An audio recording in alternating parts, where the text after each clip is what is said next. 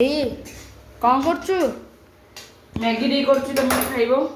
Boil କରି ରଖିଛି Maggi.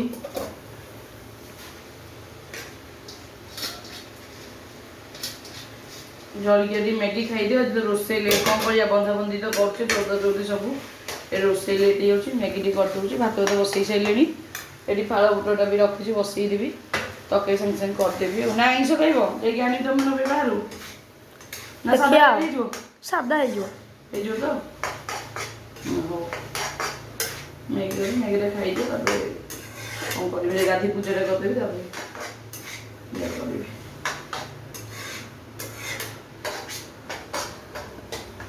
ମ୍ୟାଗିଟା କେମିତି ଦେଖାଯାଉଛି? ପୁରା A1।